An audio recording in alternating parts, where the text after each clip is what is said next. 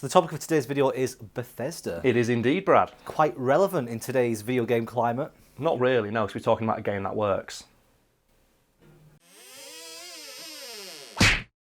The Elder Scrolls 4 Oblivion, henceforth shortened in this video to just the word Oblivion, because I'm not saying that every single time, is a video game that introduced gamers around the world to a concept known as Radiant AI, something the company making Oblivion had to immediately tone down because it made AI in the game too smart. So just so everyone's on the same page, what is Radiant AI? Well, to quote a technical description of it I found online, Radiant AI is a proprietary AI system developed by Bethesda Studios that gives NPCs, or non-playable characters, procedurally generated scripts to follow in-game. I was quite impressed you didn't fumble on that one. And that's good. It's almost like I speak for a living. I was going to do that and I realised this tea's very hot, to take a big swig out of something, like a little sip. A little Prince-esque sip, not a big old glug like I wanted to. Do you reckon people in other countries, like, you need to stick your little finger out or we're not British? Well, I do normally do that. You know from experience I do that with every drink I ever have. It's just this tea's quite full, so it's quite heavy. And I've got very weak fingers. Sorry, ladies. It's really hard. It's really sweaty. Like my hands. I thought you were in the cup then. It's a hot mug, innit? My hands are sweaty. Yeah. Like knees weak. Mum's spaghetti. Oh man, the first love. Have you ever heard the breakdown of it? It's like, why did Eminem eat so much spaghetti on Rap Battle Night? So why would you eat so much spaghetti? You were asking for trouble eating a big boneless spaghetti and then going to a rap battle. I assumed his mum had been like, you got to eat up before you go out, and like force the spaghetti on him. You need energy for the rap battle, Eminem. we all know that spaghetti is the energy rappers crave. So without all of the technical jargon, what is Radiant AI? In its simplest sense, it's just a system you put into a video game that programs all of the non-playable characters to follow a schedule of sorts. For example, in Oblivion, all of the characters in-game are programmed to eat, sleep and work. So why do they do this? To make the world feel more alive, and for the people at home, I'd like to look into the cold, dead eyes of this stoic, steel-plated law dildo and tell me that guy does not look alive. Correct me if I'm wrong, but most NPCs in most games follow schedules or do certain tasks. Yeah, they have like a series of scripted events that they're supposed to do. The difference with Radiant AI is that the NPCs have, for lack of a better term, the freedom to interpret those commands in a way that the player might not expect. My favourite example of this is that that every NPC is prone to eat at a specific time, but if the NPC doesn't happen to have any food in their inventory, they can go out and buy it, or they'll seek out a place where they can eat it. That in itself is quite impressive, but there's another thing that can influence it, and it's a hidden in-game attribute called responsibility. And basically, that dictates how lawful a given character is. And a character with particularly low responsibility will, if they are hungry or they're programmed to eat at that particular time, try to steal food. And my favourite example of this is a character in one city in Oblivion called City Swimmer. And early in the game's life cycle, forums talking about Oblivion, where I'll say, yeah, I've been to like Breville or wherever the fuck it is City Swimmer lives, and just City Swimmer's just dead. And I'll go to a corpse and I'll just find a loaf of stolen bread on it. What's going on? And other players are like, yeah, I found her too. Why is she dead? And then other players said, yeah, I saw her getting chased by the guards who immediately cut her down. And that's because while NPCs are programmed to commit crimes, because if their crime is witnessed by a character with high responsibility, like say a guard, they will pursue them. The problem is NPCs can't pay bounties, so the guards will react as if they've stolen it and tried to run away, which is with direct lethal force. So in Oblivion, people stealing bread get immediately cut fucking down. But the best part about City Swimmer is she has really low stats for pickpocketing and shit, so she always gets caught. But she does have a really high speed stat, so you can sometimes get to the city and find her sprinting at like cheetah speed, just like using all of our Argonian wits and wild, just avoid the guards. So that's just an example of how Radiant AI can play out in a way the player might not expect, because would you expect to walk into a city and just find one of its many denizens be murdered by the guards instantly for stealing a loaf of bread? And that's a key problem with Radiant AI, because you're giving these NPCs broad authority to interpret the commands they're being given in a number of ways in a giant sandbox game where you can't control everything and it can be influenced by the player. My favourite example of that being you can take advantage of the fact NPCs will want to eat by giving them poisoned food, because the Dark Brotherhood, which is the best, the Dark Brotherhood in Oblivion, best Dark fucking Brotherhood, hands down. Fuck Skyrim's Dark Brotherhood, all about Oblivion. Lucian LeChance, big dick OG baller ass pimp. And you get a mission where it's like, oh yeah, here's some poison apples. And use the the duplication, which you get like 4,000 of these things.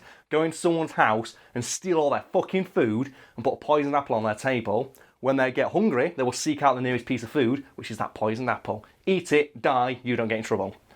That actually sounds like a pretty cool way of like taking advantage of the game. There is, and you're encouraged to do it, because obviously a lot of the Dark Brotherhood missions encourage you to kill people in creative ways, using like poison food, or causing them to get into a fight. And you can influence like how a fight goes down by dropping a weapon on the floor. Because obviously if a character's unarmed, they're programmed to seek out the nearest weapon that they can legally acquire. And they'll, so if you drop like an iron dagger on the floor, and they'll go pick it up, and then you give the other character, oh, here's a Daedric Warhammer that's been infused with shock damage 40 points. Get fucked. And you can do that. Like, you see people fighting, go into the middle, like, you know what? I'm going to join this Oblivion fight club. Here's a Daedric Warhammer. You can be the Joker in that one scene. Just snap the pool cue in half, give the sharpest edge, fight for my amusement. I'd love it if you left that room, came back in, and just saw the one guy with the dagger just bloodied. It's like, he has earned his victory. Wins with the dagger. It's amazing. I love that game for the shit you can do. But obviously, because there's such broad interpretation of various things, it can cause a number of issues. For example, if an NPC doesn't have a low responsibility stat and they need food and they can't buy it, what they'll do is they'll go into the woods and they'll hunt. And they'll kill a deer and they'll get venison. The problem is, in the woods, they can get attacked by a bear. Because obviously bears are also programmed to seek out food. And if there's a dead deer nearby, they'll go towards it and kill the person harvesting its meat. The problem with this is, obviously, this can happen without player input. So you'll be walking around and randomly just find dead people in the woods. I don't think anyone important to the story can die, but it can be quite annoying when you're walking around the woods and without your control, one of the NPCs decides to get into a fist fight with a bear. You'd be weirded out, wouldn't you, if you were just gradually strolling through the woods towards a town and saw a dude run past with a bear chasing him. Well, that's what can happen in the game, and that's one of the key draws of Raging AI, because you don't know what's going to happen. So obviously you can influence it in ways if you understand how it works. Like I said then, you can steal someone's food and drop a poisoned apple, or you can put poison in their inventory, you can drop a weapon on the floor and make them kill somebody. So you can take advantage in that way. But players early in the game's life cycle says, I'm walking around and like I said, City Swimmer's dead. How do I save something? Well, you can't. If you just so happen to boot up a game where she gets hungry at one point and just has to steal food and a guard sees her, completely out of your control, that character's dead now. I'm sorry, there's nothing you can do. So what would happen if a bear programmed to look for food couldn't find food? Would it keep looking? Sometimes, yeah. And I think they said that sometimes bears early in development would go into settlements. And obviously that's a bad idea, because bears are pretty tough in that game. So that's to program them not to go near fucking cities unless chasing something or other.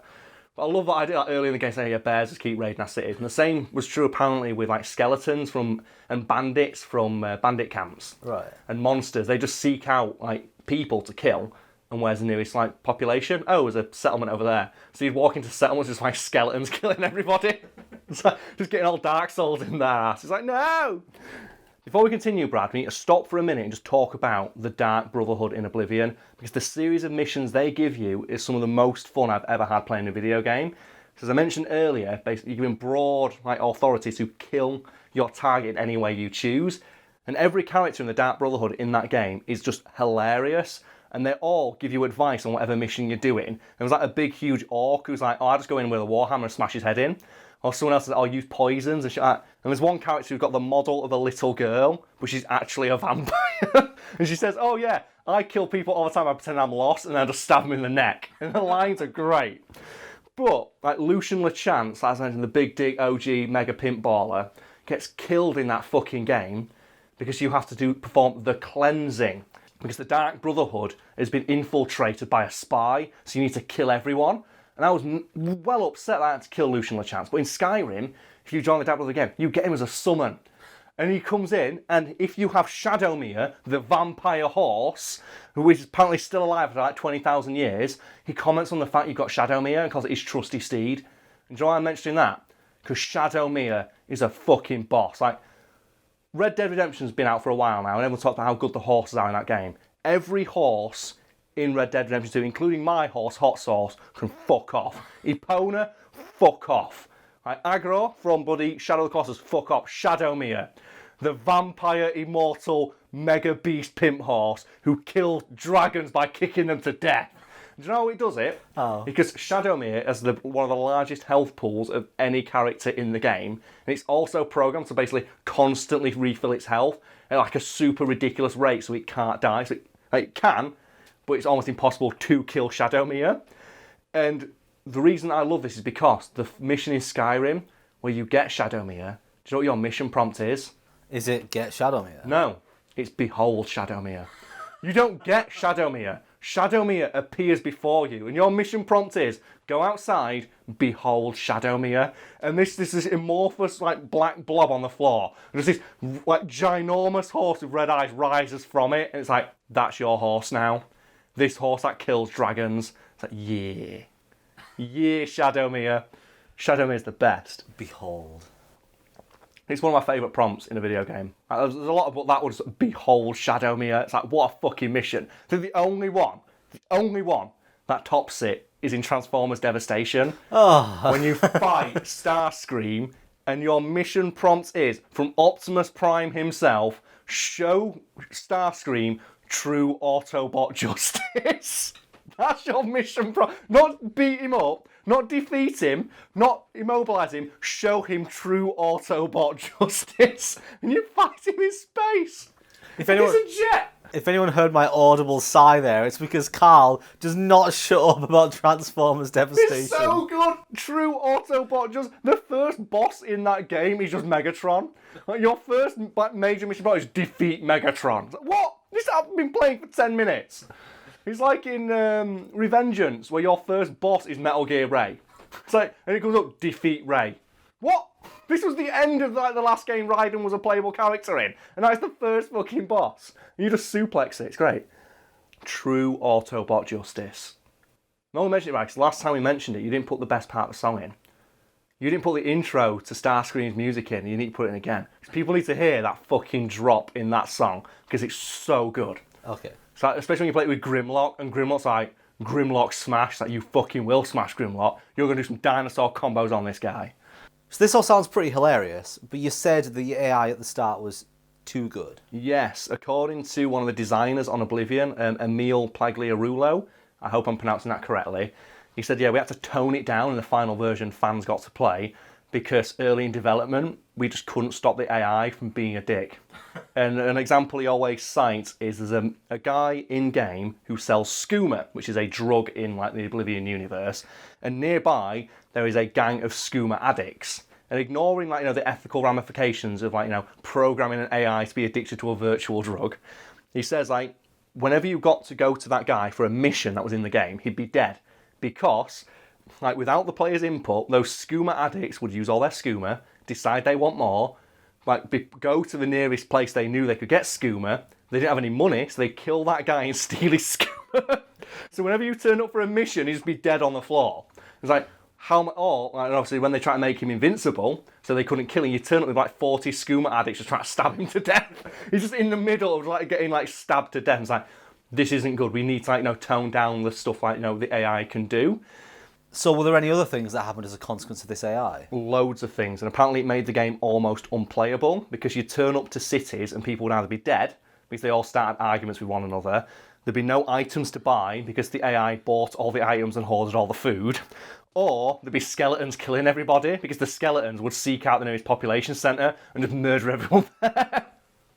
And obviously what the AI would do that, they go to the shops and raid all the weapons, which causes all the guards to start killing people for stealing.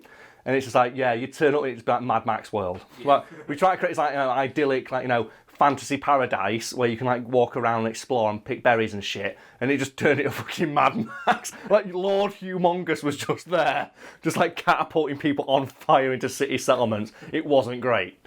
So they had to tone it all down and severely limit what the AI could do and the scope of the things they were allowed to do in game, because it just they can do shit in game as it stands now that is unexpected and can fuck you over. Like you might get a bear randomly bump into you, or you might find an NPC dead on the ground. But it's way better than just settlements that are completely devoid of all life because they just got raided by bandits without your knowledge, and you turn out everyone's fucking dead. I feel it would be remiss if we didn't at least mention in some part Fallout 76. Yeah, 'cause people probably expecting us to talk about it, and I have nothing to say. I've not played it. I have no interest in playing it. I've greatly enjoyed the coverage that the game's been receiving lately.